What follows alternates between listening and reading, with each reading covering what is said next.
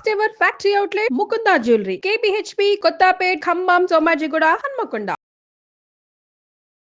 రమగారు, వస్తువు వినియోగం సాధారణంగా మనం ఏమనుకుంటాము, ఏదైనా బాగోలేదు, పనికి రాదు అనుకుంటే దాన్ని తీసేసేయండి. అంటే ఇంట్లో డంప్ని ఎక్కువ ఉంచుకోవద్దు, ఎప్పటికప్పుడు క్లీన్గా ఉంచుకోవాలి అని ఫీల్ అవుతూ ఉంటాం కదా. కానీ అన్ని వస్తువులు అంటే ఇప్పుడు పడకపోవచ్చు, కొన్ని రోజుల తర్వాత ఆ వస్తువుతో మనకి ఏదైనా ఒక ఉపయోగం రావచ్చు. అలా పడేసుకుంటూ పోలేం కదా అనేది ఒక క్వశ్చన్. అన్ని వస్తువులు అసలు పడేయొచ్చా? కొన్ని పడేయకూడదు, మనకు ఉపయోగం ఉన్నా లేకపోయినా ఇంట్లో ఉంచుకోవాలంటే సెంటిమెంటల్గా ఆలోచించే తత్వం కూడా ఒకటి ఉంటుంది. ఏమంటే ఎన్ని వస్తువులు టీవీ కొంచెం కొత్త వెర్షన్ రాగానే ఇది తీసేస్తాం కదా. ఫోన్లు 2 ఏళ్ళు అయ్యేసరికి అవి స్లో అయిపోతాయి, పారేస్తాం. ల్యాప్టాప్లు 3 ఏళ్ళు అయ్యేసరికి స్లో అయిపోతుంది, పారేస్తాం. పారేసి ఇవన్నీ ఎక్కడికి వెళ్తాయి? పారేసాక వీటిని పారేయాలి. ఇక మనం బట్టలు, ప్లాస్టిక్ వస్తువులు, గాజు సామాన్లు, ఇంట్లో వాడుకునే వస్తువులు, కర్టెన్లు, దుప్పట్లు, చెప్పులు, బూట్లు అన్నీ పారేసేవే. పాడవవు కానీ పాతవైతాయి, పడేయాల్సి వస్తుందంటే నీకు నచ్చదు అది వాడడం. అది ఎవరు వాడుకుంటారో వాళ్ళకి ఇవ్వడం, అది ఈజీ మెథడ్ కదా. వస్తు వినియోగం ఇదివరకటికి ఇప్పటికీ ఎక్కడ తేడా వచ్చిందంటే, ఇదివరకు ఇంత బజార్ లేదు, ఇంత కొనుక్కునే అవకాశాలు లేవు, జనం దగ్గర ఇంత డబ్బు లేదు, స్పెండ్ చేయడానికి కాకపోతే ఇంకెందుకు అనే ఆలోచన ధోరణి ఇది వరకు లేదు. వెనక్కి పెట్టి బంగారము, తర్వాత ఏమో ఇళ్ళు, వాకిళ్ళు, పొలాలు కొనుక్కునేవాళ్ళు. ఇప్పుడు మన దగ్గర ఉన్న డబ్బులకి బంగారం రాదు, ఇళ్ళు వాకిళ్ళు రావు. బట్టలు వస్తాయి, చిన్నవి పన్నవి ఎలక్ట్రానిక్ గూడ్స్ వస్తాయి, తాత్కాలిక అవసరాలకి పనులకి యూజ్ అవుతాయి. అందుకని మనం అవి కొనుక్కుంటూ ఉంటాం. ఒక ఇంట్లో 2 3 ఇస్త్రీ బాక్సులు, 2 వాషింగ్ మెషిన్లు, 3 టీవీలు, పిల్లలుంటే అవి 3 ఏళ్ల పిల్లాడికి ఒక సైకిలు, 6 ఏళ్ల పిల్లాడికి ఒక సైకిలు, 10 ఏళ్ల పిల్లాడికి ఒక సైకిలు, నాన్నకి ఇంకో సైకిలు, అమ్మకి ఇంట్లో తొక్కుకోవడానికి కూడా ఒక సైకిలు, అలా కనపడుతూ ఉంటాయి. ఇదంతా రద్దే కదా. చివరికి అదే పోతుంది. ఎందుకు ఒక ఏడాది పోతే పిల్లాడు పెద్దవాడు అయిపోతాడు అని అనిపించదు. అందువాడు చిన్నపిల్లాడు సైకిల్ తొక్కుతున్నాడు, మనకు మాత్రం వద్దా అనిపిస్తుంది. ఎక్కడైనా కనపడితే పిల్లాడు పరిగెత్తుకుంటూ వెళ్ళి సైకిల్ మీద ఎక్కుతాడు, దాన్ని సరదా కోసం తెస్తాం. కొన్నాళ్ళకి పాత పడుతుంది, ఎవరికి ఇవ్వలేము, పారేయలేము, ఇంట్లో పక్కన పెడుతూ ఉంటాం. పిల్లల ఆట బొమ్మలు, పిల్లల వస్తువుల మీద ఎంత భ్రమ ఉందో ఎంజాయ్. ఇప్పుడు ఎంత ఎనర్జీయో, ఎంత డబ్బు దండగో, ఎంత వేస్టో, అసలు భూమిలో కలవు ఒక్క వస్తువు కూడా. కష్టసాధ్యమైన సంగతి. అయితే ఇప్పుడు బట్టల సంగతి చూద్దాం. ఇదివరకు ఓ పాత చీర ఉంటే, పాత చీర కట్టుకున్నాక చీర పాత పడితే పిల్లలకు ఉయ్యాలేయచ్చు, నడుం కింద వేసుకోవచ్చు, ఎక్కడైనా వేసుకోవచ్చు, లేకపోతే కాస్త కప్పుకోవచ్చు, 3-4 చీరలు కలిపి ఒక బొంత కుట్టచ్చు, ఏవో బోల్డ్ చేసేవాళ్ళు. ఇప్పుడు అసలు చాలా చీరలు ఎందుకు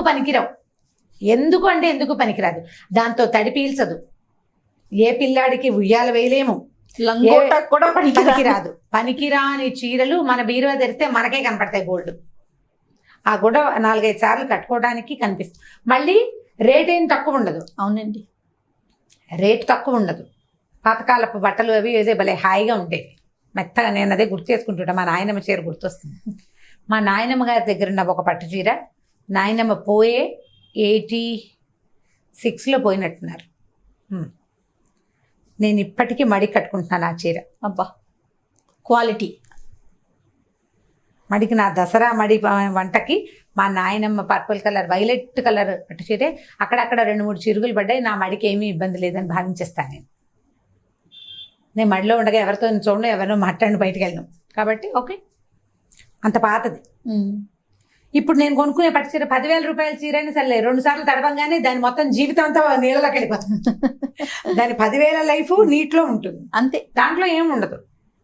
ప్రపంచం అలా పోతుంది. వస్తు వినియోగం చాలా కేర్ఫుల్గా చేయాలి. కొన్ని విషయాల్లో మనం ఈ వస్తువు ఇవాళ కొనకపోయినా నష్టం లేదు, దీన్ని ఇంకొక 4 రోజులు వాడుకోవచ్చు, అలా భావించే వస్తువుని కొనుక్కోవాలి.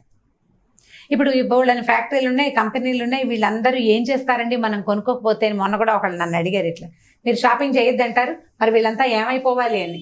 వాళ్ళ సంగతి పక్కన పెట్టు, నువ్వేమైపోతావు? భూమి ఇదేమైపోతుంది? ఇదే కదా రేపొద్దున మన జీవితాల కాలవాలం. మన పిల్ల జల్ల, మన మనవలు మునిమనవలు మనకలాగా అయినా బతికుండాలి కదా. మనలాగా 60 సంవత్సరాలు వచ్చేదాకా హెల్దీగా శుభ్రంగా ఉండాలా వద్దా? మునిమనవల కోసం కూడా ఆస్తులు సంపాదించి పెట్టే మహానుభావులు ఉన్న మన దేశంలో మునిమనవల నాటికి మంచి గాలి ఉండాలని నేను ఆశించడం తప్పు కాదు కదా. ఇది పెద్ద కోరిక కూడా కాదు. నువ్వు అందరి పొట్టలు కొట్టి ప్రతి వాడి జీవితము పాడు చేసి నీకు అందుబాటులోకి వచ్చిన ప్రతిదీ లాక్కుని గ్రాప్ చేసి 30 తరాల వరకు సరిపోయే సంపదని సంపాదిస్తున్న ప్రజలున్న దేశం మంది. ఇప్పుడు ప్రపంచమే అలా ఉంది. అసలు మన మనవల్నే మనం చూస్తామో చూడమో మనకు తెలియదు, రేపు చూస్తామో లేదో తెలియదు. అయినా డబ్బులు పోగు చేయటం మనం. ఆరోగ్యాన్ని పోగు చేయండి. ప్రపంచానికి మంచి గాలి వెలుతురు కావాలని ఆలోచించండి. నా పిల్లలు నా మనవలు కూడా స్వచ్ఛమైన గాలిని కొంచెమైనా పీల్చాలని ఆలోచించండి. డబ్బులు అక్కర్లా, ప్రకృతి మీద ప్రేమను చూపించాలి. గాలి కావాలి. వెదవ డబ్బు లేకపోతే పీడ పోయి వాళ్ళ దగ్గర రేపు పొద్దున వస్తుంది. గాలి ఎక్కడి నుంచి వస్తుంది? వాళ్ళు లేకపోతే రేపు లేదే, మనం లేదు కదా, రేపు లేదు, ఇంకా రేపు అసలు లేనే ఉండదు కదా. ఇంకా అందుకని దానికోసం జాగ్రత్త పడండి. మనం వస్తువులు కొనకపోతే ఎవరికి నష్టం లేదు, ఏం పర్వాలేదు. నేను ఒక చిన్న మాట చెప్తాను, ఇక్కడ గుర్తొచ్చింది నాకు. మా మూడో అక్కయ్య కొంచెం మంచి ఇంజనీరింగ్ బ్రెయిన్, చిన్న ఐడియాలు బాగా చేసేదన్నమాట. టూత్పేస్ట్ కొనుక్కొచ్చేవాళ్ళం. అప్పట్లో కోల్గేటో ఏదో కొనేవాళ్ళం. దానికి ఒక అట్ట పెట్టి వచ్చేది, కవర్ గుర్తుందా? ఇప్పుడు కూడా ఉన్నట్టున్నాయి. ఇది వరకు గట్టిగా ఉండేవి చేయాలి. ఇప్పుడున్నంత టాలాటోలీగా అప్పుడు లేవు. 30 ఏళ్ల క్రితం సంగతి చెప్తున్నాను. కొత్త టూత్పేస్ట్ తీయంగానే ఈ టూత్పేస్ట్ తీసి పక్కకు పెట్టి దాన్ని ఫ్రంట్లో కొంత మటుకు కట్ చేసి వెనకాల ఒక హోల్ పెట్టి గోడకు చిన్న మేకుండేది దాంట్లో పెట్టేది. పిల్లలు బ్రష్లు అందులో పెట్టుకునేవాళ్ళు. అంత స్ట్రాంగ్ ఉండేది, అంత గట్టిగా ఉండేవి. ఎన్ని బ్రష్లు? 4 కదా, 4 బ్రష్లు, 4 టంగ్ క్లీనర్లు. మళ్ళీ నెల మొదలు పెట్టంగానే టూత్ పేస్ట్ అయిపోయింది, పేస్ట్ బయట పారేసేవాళ్ళు. కొత్త పేస్ట్ వస్తుందా, మళ్ళీ ఆ కొత్త ప్యాకెట్ని అక్కడ పెట్టేవాళ్ళు. ఎప్పటికప్పుడు అది కొత్తదే, దాన్ని బయట పారేయక్కర్లేదు, దీనికోసం ఒక కొత్త వస్తువు కొనుక్కురాక్కర్లేదు. ప్రతి వస్తువు ప్రతి విషయము అంతే. బాత్రూంలో ఇప్పుడు మనం బోల్డ్ అని సోప్ కేసులు అవి కనపడుతుంటాయి సబ్బు పెట్టుకోవడానికి. ఈ పిల్లలు కూల్ డ్రింకులు తాగితే అవి వాడు మా అక్కయ్య గారు పట్టుకొచ్చేవాడు మూతలు. ఒక 2 మూతల్ని సబ్బు కింద అంటించి పెట్టేది మా అక్కయ్య, సింక్ మీద పెట్టుకోవడానికి. సబ్బు కింద కంటదు, తడి వెంటనే పోతుంది, అది కింద అతుక్కోదు. Soap case కొనక్కర్లేదు. కేసులో ఉన్న ఏమిటి డిఫరెన్స్? సోప్ కేసు నీకు స్టైల్గా ఉంటుంది, అదే కదా ఉపయోగం. కొన్నాళ్ళకి కేసు అంతా మురిగ్గా అవుతుంది, దరిద్రంగా ఉందనేది పారేసి ఇంకో కొత్తది కనిపిస్తుంది మనకు రంగు, అది కొనుక్కొస్తాం. కొనుక్కు రావద్దు. ఏవేవి కొనుక్కు రావక్కర్లేకుండా సరిపోతుందో అలాంటి లైఫ్ హ్యాక్స్ని ఫాలో అవ్వండి. ప్లాస్టిక్ వినియోగం తగ్గించండి, బట్టలు తగ్గించండి. యూజ్ కాని బట్ట, దీన్ని తుడవడానికి కూడా పనికిరాని క్లాత్ని నేను కొనను అని ప్రతి భారతీయుడు భావిస్తే అవి తయారు చేయటం మానేస్తారు. నేను కొన్ను, సింథటిక్ చీర ఎందుకు యూజ్ అవ్వదు, నేను కొన్ను. ఎవరు కొనరు, ఎందుకు చేస్తారు? ఇంకవి నువ్వు కొనేవే చేస్తారు. నీ దగ్గర ఒక చేనేత చీర ఉందనుకో, దాంతో ఏం చేయకూడదు, కల్పలత అది మన దగ్గర ఉంటే ఎన్ని పనులైనా చేయొచ్చు దాంతో. ఎన్నో. ఇప్పుడు మన దగ్గర ఒక సింథటిక్ ఇంత పీస్ ఉందనుకో, అన్నం మార్చుకోగలమా? దాంతో చేయలేము. దాంతో చేయగలిగే నాకైతే ఒకే ఒక ఉపయోగం ఉంది, ఇప్పుడు రవ్వని అందులో వేసి పిండి అయితే చక్కగా వస్తుంది. అది తప్ప ఏ ఉపయోగం ఉండదు దానివల్ల. ఉపయోగించే వస్తువులని కేర్ఫుల్గా కొనండి. రీయూజ్ చేసుకోగలిగేది, ఎవరికైనా ఇస్తే వాళ్ళు కూడా వాడుకోగలిగే ఆలోచన చేయండి. ఇతరత్రా పిచ్చి పిచ్చి వస్తువులు కొనద్దు. దీని మీద ఒక జాతక కథ ఉంది, చెప్తాను. ఆ కథ చాలా నచ్చింది, దానికోసమే ఇంతసేపు మాట్లాడాల్సి వచ్చింది. అసలు బుద్ధుడి కాలంలో ఆయన ఒక ఆరామంలో ఉండేవారు. అయితే ఈ ఆరామంలో ఉండే భిక్షుకులందరికీ వస్త్రాలు ఉండేవి కదా, ఇట్లా పైన కట్టుకుంటారు కదా వాళ్ళు, ఆరెంజ్ కలర్ది చీవరం అంటారు దాని పేరు. ఒక భిక్షువుకి 3 చీవరాలు ఉండాలట. 3ని మించి వాళ్ళు క్యారీ చేయకూడదు, ఉంచుకోకూడదు, వస్తువులు దాచుకోకూడదు కదా, సన్యాసం పుచ్చుకున్నారు కదా వాళ్ళు. అయితే ఒక బౌద్ధ భిక్షు ఒకరోజు బుద్ధ దగ్గరికి వచ్చాడు. ముని, నా చీవరం చిరిగిపోయింది, నాకు కొత్త చీవరం కావాలి అని అడిగట. అయితే చీవరాలు చిరిగిపోయినాయి, పాతవి 2 అయిపోయినాయి, 3వది కూడా అయిపోయింది, ఇది బాగా శల్యావస్థలో ఉంది. బుద్ధుడు కూడా స్వయంగా తన చీవరం వస్త్రం చిరిగిపోతే కుట్టుకుని కట్టుకునేవాట. ఆయన ఒకప్పుడు రాజకుమారుడు, అలాంటి వాడు కూడా చిరిగిపోతే మళ్ళీ కుట్టుకోవాలి, అది పారేసి కొత్త తెచ్చుకోకూడదు, చిరిగిన దాన్ని కుట్టుకోవాలి. అప్పుడు ఆయన బుద్ధుడు అడిగేట ఇతన్ని, భిక్షు నీ వస్త్రాన్ని ఏం చేసావు నువ్వు అని అడిగితే, మొదట చిరిగిపోయింది, ఏం చేసావు? కుట్టుకున్నాను. తర్వాత ఇంకా చిరిగిపోయింది, తర్వాత బాగా చిరిగింది, కట్టుకోవడానికి వీలుగా లేదు, చాలా కుట్లు పడ్డాయి, ఎక్కడైనా కూర్చుంటే పిగిలిపోతుందని దాన్ని మడతలుగా వేసి పడక కిందకి వాడుకున్నాను. రెండో ఉపయోగం, మొదట కట్టుకున్నాడు, కుట్టాడు కొన్నిసార్లు, అది ఇంకా కుట్టుకి లొంగటం లేదు, లొంగకపోయాక ఏముంది, దగ్గరగా మడత పెడితే మెత్తగా ఉంటుంది, కూర్చునేటప్పుడు వేసుకోవడానికి కూర్చోవడానికి వేసుకున్నాను, తల కింద వేసుకున్నాను, పడుకోవడానికి వాడుకున్నాను. సరే, దాని తర్వాత ఏం చేసావు ఆ వస్త్రాన్ని? దాని తర్వాత ఏముంది, ఆ తర్వాత చిన్న చిన్న ముక్కలుగా కూడా చిరిపోయింది, క్రమంగా పిగిలింది. తర్వాత ఏం చేశానంటే దాన్ని తుడుచుకోవడానికి వాడుకున్నాను, నేల తుడుచుకునేవాడిని. నేను పడుకునే చోట, నేను ఆహారం తిన్న చోట నేల తుడవటానికి వాడాను. అంటే నేల తుడిస్తే పాడైపోదు కదా, అయినా ఉంటుంది కదా వస్త్రం, ఉంటుంది. క్రమంగా ఏమైంది, అది మెల్లిగా పోగులు పోగులుగా విడిపోతోంది. వస్త్రం పోలంగా లేదు, పోగులుగా విడిపోతోంది. మరి ఆ పోగులతో ఏం చేసావు, పోగుల్ని సెపరేట్ చేసి నలిపి దీపం పెట్టుకోవడానికి వాడుకున్నాను. దీపాలు పెట్టేసుకున్నాను కాబట్టి నా చీవరం పని పూర్తిగా అయిపోయింది. ఇక చీవరం నాకు అసలు నా చేతిలో కూడా లేదు అని చెప్పగానే బుద్ధుడు అన్నట, నీకు చీవరాన్ని తీసుకునే అర్హత వచ్చింది, తీసుకొని ఒక కొత్త చీవరం అతని చేతిలో పెట్టాడు. ఒక వస్తువు తాలూకు మ్యాక్సిమం యూటిలిటీ చివరి వరకు వాడడం. పిల్లలకి నోట్బుక్స్, పుస్తకాలు ఇస్తామా, నోట్బుక్స్ సగం రాసాక కొత్త పుస్తకం కావాలంటారు. ఇందులో ఉన్న పేజీలని ఏం చేయాలో తెలియదు. ఆ పేజీలను తీసి మనం చక్కగా కుట్టి ఏదైనా కవర్ చేసి ఇస్తామంటే టీచర్లు కూడా ఒప్పుకోరు. కొత్త బుక్ పెట్టు అని వెంటబడే టీచర్లను చూస్తే ఎంత కోపం వస్తుందో నాకు. ఎందుకు కొత్త పుస్తకం పెట్టిస్తారు?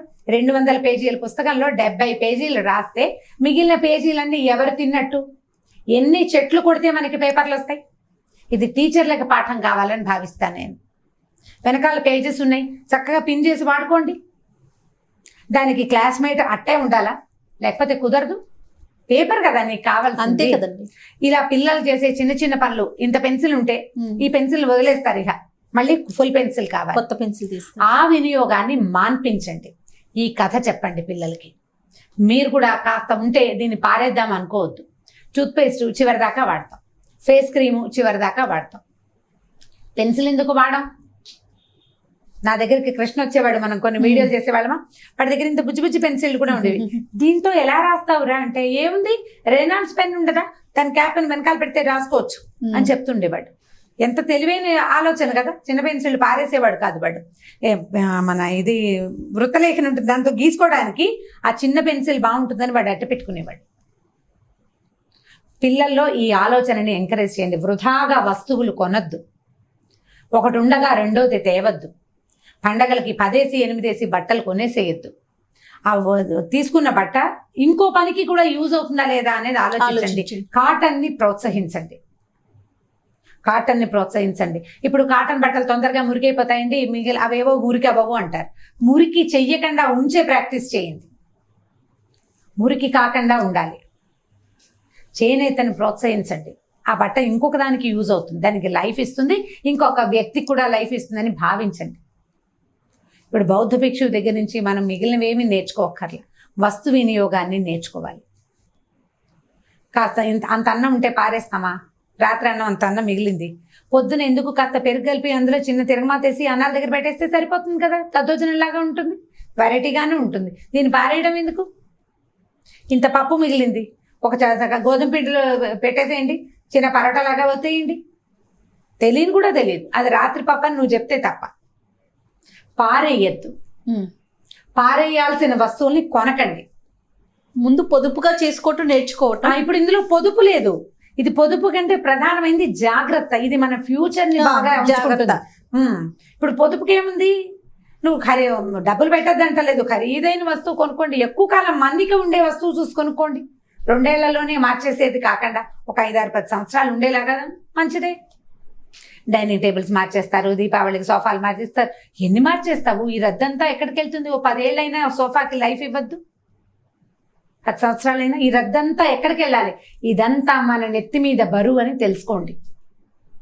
మన భూమిని పాడు చేస్తుంది, మన పిల్లల మనవల భవిష్యత్తుని సర్వనాశనం చేసేస్తుంది.